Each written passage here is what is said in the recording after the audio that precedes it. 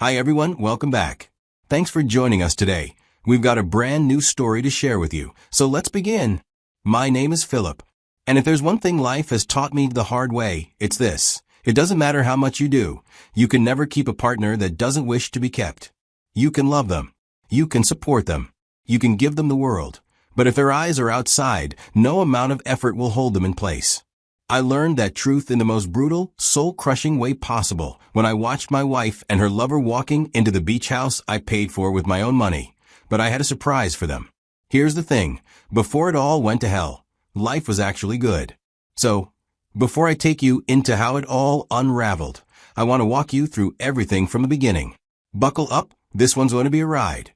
Audrey and I were friends long before we were ever anything more. We'd both been through our fair share of failed relationships. She had her baggage, and I had mine. But when those relationships didn't work out, we both found ourselves single again. Not knowing what to do, we decided to try dating ourselves. So, we gave it a shot. And surprisingly, it worked. I say surprisingly, because neither of us had a perfect track record in love. But something about being together felt easy. Like we already knew the worst and best of each other. Within a year of dating, we got married. And let me tell you, it felt like the right move. At that time, I was fully invested in my business. I run a company that imports wares from China, which means I travel now and then. Sometimes it's just a trip to another state. Other times, it's overseas. Audrey never complained about my travel schedule. Not once. She understood the nature of my work. And at least from what I saw back then, she was supportive. Before we got married, Audrey had her own thing going on. She worked in the corporate sector and was good at what she did. But after we tied the knot, I offered her a position in my company. I thought it would be a good way for us to spend more time together, build something as a team. She took over the marketing side of things, which gave her a clear lane of responsibility. Meanwhile, I continued handling the bigger picture. Overall strategy, operations, and expansion. It was a system that worked well for us. Our business started growing, our finances got better, and life became comfortable. It genuinely felt like we were building a life that's solid, steady, something to be proud of. And that's why, looking back, it still stuns me. If someone had told me back then that Audrey would cheat on me, I would have laughed in their face. I would have argued with them until I ran out of breath. Because the version of her I knew, she wasn't capable of that. At least, that's what I believed. One night, Audrey, my wife, had dozed off on the couch. She was curled up, her phone still lit in her hand. Just another quiet evening after a long day. I reached over to take her phone, just to place it on the side table like I always did when she forgot. But the moment I tapped the screen to lock it, I noticed a message thread still open. It wasn't the message itself that caught my attention at first. It was the name. It was saved under a name that clearly read as female, complete with the emoji to throw you off. But the message sitting there wasn't from any woman. The tone was wrong. You don't need to be a detective to tell when something feels off. The words were playful and laced with a kind of flirtation that men use. I think every married person prays they never find themselves in the moment I found myself that night. So I started scrolling, and the further I scrolled, the colder I felt. Message after message, date after date, lie after lie. My wife had been sneaking around behind my back. I copied the number immediately. I needed to know who the hell this person really was. I ran the number through a caller ID app one used occasionally for work. It pulled up a name that made everything inside me break. It was her assistant. The same guy I paid salaries to. The man whom I had attended his wedding and met with his new wife, Claudia, just last year. That's who she'd been sneaking around with while lying to my face. I kept scrolling. I needed to know how long this had been going on. And that's when I saw messages from way back. Some even before his assistant's wedding to his wife, Claudia. And here's the part that shocked me. In one of the older messages, Audrey actually told him, "I hate that she gets to have you all to herself. I wish it were me." My wife was jealous of his assistant's wife, Claudia. A woman who had done nothing wrong, except love the same man Audrey was betraying me with. I can't even begin to explain how that felt. After the shock of what I saw in my wife's phone began to settle, I started doing what any man in my position would have done. I took screenshots of everything I could capture. I wasn't thinking straight, but I knew I had to protect myself. I had to collect the truth before it disappeared. These weren't just flirty texts either. They were detailed conversations. Conversations about when they would meet, where, and how to cover it up. My wife didn't just cheat. She organized it like a second life. As I kept scrolling through the chat, I learned they had a whole routine worked out. Whenever I traveled, especially during the time I was flying in and out of China for that big import deal, they'd use those windows to sneak away. And the place they always went? The beachfront property I bought for my wife was an anniversary gift. I got it for her because she once told me that the ocean made her feel calm, that it was the only place where her thoughts weren't racing. And now that same house I gave out of love was their little hideaway. Now I had a choice to make. Two paths lay out in front of me. I could wake her up and confront her with these messages and demand answers right there. Or I could be smart about it. Catch them in the act. I leaned toward the second option, but I knew if I was going to do this, I might as well invite someone. That's when I thought about Claudia, my wife's assistant's wife. If anyone deserved the truth as much as I did, it was her. And something in me said if I'm going to expose this affair, then I want the people who were hurt the most to be the ones standing in that room when the truth crashes down on them. So I made up my mind. I was going to set a trap. I put her phone back down without waking her. But sleep? That didn't come for me that night. All I could think about was how many times I'd been a fool in my own house. That was the beginning of the end. I just didn't know yet how far I'd go to bring it all into the light. But one thing was already clear. This wasn't going to end quietly. A day or two after my discovery, I went to see Claudia, the assistant's wife. I had made sure to time my visit carefully. Her husband, my wife's assistant, was still at work. Claudia already knew me well enough. So when I rang her doorbell, she was surprised to see me, but she welcomed me in without hesitation. She probably thought I was just dropping by for something casual. But I sat her down on her couch, looked her in the eye, and said, "I need to show you something, and I'm really sorry in advance." I opened my phone, pulled up the folder of screenshots I had taken, every flirty message, every suggestive photo, every lie wrapped in emojis and pet names, and I handed over.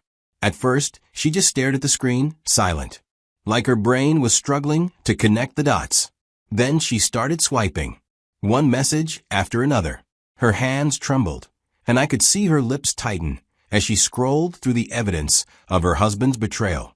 She whispered something under her breath, but I didn't press. I let her take it in. Eventually she asked, "Is this real?" I told her it was. And if she needed more proof, I suggested she check his phone. "I'm not telling you to snoop," I said, "but if you have access, take a look. You deserve to know the truth for yourself." Before I left, I asked her for one thing, discretion. "Claudia, please don't let him know you've seen any of this yet. And don't tell Audrey either. My wife doesn't know I've discovered this. I need it to stay that way, at least for now." She nodded slowly, eyes still glassy, like her world had tilted off its axis. 2 days later, my phone buzzed. It was Claudia. She confirmed everything. She'd gone through her husband's phone, texts, pictures, and call logs. It was worse than she thought. The affair had been going on even before they got married. "He was lying to me while we were planning our wedding," she said, voice breaking. "And I had no idea." She then asked, "What do we do now?" I didn't hesitate as I met her eyes and said, "I have a plan." Now, I'd like to say that I handled everything calmly and without emotion, but that would be a lie. The truth is, once I discovered what Audrey had been doing behind my back, I felt like I was standing at the edge of a cliff. Still, instead of reacting right away, I decided to take my time and do things smart. I wanted evidence, and I knew exactly where to look, the beach house. I got the property for Audrey a few years ago. I rarely went there myself, and I wasn't even sure if the security cameras I had paid to be installed back then still worked. So I hired a trusted technician to go out there and quietly inspect the whole system for me. A few days later, he called me with an update. Some of the cameras were dead, but a few still worked. Enough to show me more than I ever wanted to see. He transferred the footage to a secure drive and gave it to me personally. I watched it, and let me tell you, there's no pain quite like seeing the person you gave your life to, locked in someone else's arms, in a house you paid for, in spaces you designed for her comfort. I saw Audrey and her assistant making out in the kitchen, then in the bathroom, then in the living room. It wasn't a one-time thing. I felt sick. I sent a few of the clips to Claudia. She deserved to see it. I didn't dump everything on her, just enough to confirm her worst fears were real. She was shaken, of course. But instead of exploding, she responded with a quiet kind of resolve. We agreed we were going to wait for the next time they tried to sneak away. Weeks passed. I played the role of the clueless, hard-working husband. I was already traveling a lot for business at the time, working on expanding our supply chain with partners in China. So when I told Audrey that I had a week-long trip coming up, she didn't even blink. I booked a real flight, packed my bags, and even had one of my employees drop me off at the airport. She kissed me goodbye and told me to be safe. But I never boarded that plane. Instead, I grabbed a cab, circled back to a quiet hotel not far from the beach house, and checked in. I turned off my main phone and kept only a burner and my tablet. Through the Find My app, I could track Audrey's phone, since we had it connected for safety reasons. Day 1, nothing. She went to work, came home, and didn't even flinch. Day 2, I called the office mid-morning, just checking in casually, pretending to be a husband who misses his wife. I asked my assistant if Audrey was in.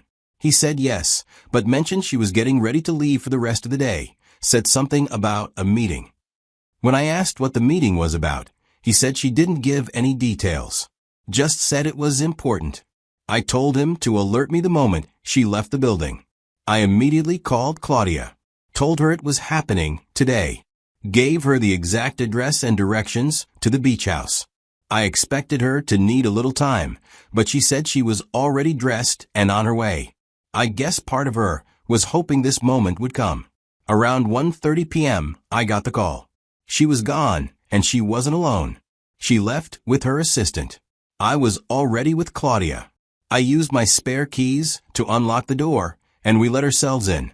We already poured wine, sat down in the living room, and turned on the camera feeds. While we waited, something clicked in me. I realized why Audrey always picked this place. It made perfect sense. It was far, about 2.5 hours away from our home in Florida. It was quiet, private, and I never monitored it. At our main house, she knew I kept an eye on the cameras. But here, no surveillance, no suspicion, no neighbors, just the ocean and silence. No one would ever guess she was cheating here. Claudia and I didn't say much. We just sipped our wine and watched the feed like it was a reality show we didn't want to be part of. Then we saw them, Audrey and her assistant, pulling up to the house. They had no idea who was already sitting inside, waiting. The second they stepped inside, I calmly stood up and said, "Welcome." They froze. My wife's smile dropped instantly, and so did her lover's. His name's Damien. Claudia didn't waste time. She stood up, walked straight up to her husband, and without hesitation, slapped him across the face. Then she let him have it, cursing him out for cheating on her, for lying, for making her believe in a marriage that was a joke from the start. Damien looked like he wanted the floor to swallow him. Audrey, on the other hand, looked like she was searching for the right lie to tell, fumbling with her words, trying to explain something that could soften the blow. I didn't raise my voice. I just asked, "Is this the meeting you took the day off for?" She said nothing, not a single word. I stepped closer to look her in the eye. "Did you really think I would never find out you've been cheating for over a year?" I asked. That's when the tears came. She broke down right in front of me, sobbing. She started to beg, saying she had made a mistake, that she was sorry. I told her calmly that it was too late for apologies. I had already seen everything. The texts, the late-night messages, the pet names, the plans they made behind my back. I had screenshots, dates, every detail she never thought I'd discover. And now, I have video footage too. From the beach house cameras. I saw them all over the place. In the kitchen, the living room, the hallway. I didn't go into graphic detail, but I made it clear. I had the proof. Then I laid out the terms. We were getting a divorce. That wasn't up for discussion. She would resign from her role at the company immediately. I told her she'd get a severance package to help her move on, and that would be the end of it. But I also warned her that if she tried to take this to court, if she tried to drag this out or come after more than what's fair, she would lose. Completely. Because years ago, during a rough patch when I was facing lawsuits, I had legally restructured my assets. Most of what I own isn't even in my name anymore. My wealth is locked down. And if she pushed, I would release every single piece of evidence, texts, photos, and those clips. Audrey collapsed into more begging, asking me to forgive her, that she didn't mean to hurt me. But I had nothing left to give. I was done. Then I turned to Claudia. I asked her what she planned to do. She didn't hesitate, said she was divorcing Damien, and planned to take everything she could. I nodded and told her I'd cover her legal fees. I'd get her the best attorneys in the state. She deserved that much. Audrey and Damien were still pleading as Claudia and I walked out. You know, when you go through something like this, people expect you to fall apart. And maybe for a little while, I did, just in ways no one could see. This is just one of those moments in life that test you. A small challenge in the grand scheme of things, sure, but one that hits deep. I've always known that betrayal is a part of life. That's just how the world works. But never in a million years did I think it would come from the one person I handed my heart to with no backup plan. I never thought she would be the one. Audrey wasn't just my wife. She was someone I brought into my world. I shared everything with her. I gave her access not just to my home, but to my business, my trust, my name. That's not something I handed out lightly. But I did for her. Because I believed in her. And she threw that away for someone who couldn't even be honest with his own wife. That's what makes it so painful. It hurts to know she could stoop so low. That she could pretend for over a year, come home, look me in the eye, act like nothing's going on, while sneaking around with a man we both knew. A man I trusted enough to allow around her, around my business. That's the part that'll sit with me for a long time. That level of dishonesty, that level of selfishness, changes how you see a person forever. But I'll tell you this, she did what she did. And she will face the consequences of those actions. I'm not sparing her the punishment, not because I'm bitter, but because actions have outcomes. I'm moving on. What she lost is far greater than what I lost. Because I lost a liar, but she lost someone who would have gone to the ends of the earth for her. Someone who truly believed in building a life together. And that, my friends, is something you don't get back. So yeah, this was a challenge. But it's one I'm walking away from stronger, sharper, and a whole lot wiser. Betrayal doesn't break me. It just shows me where to cut the rope.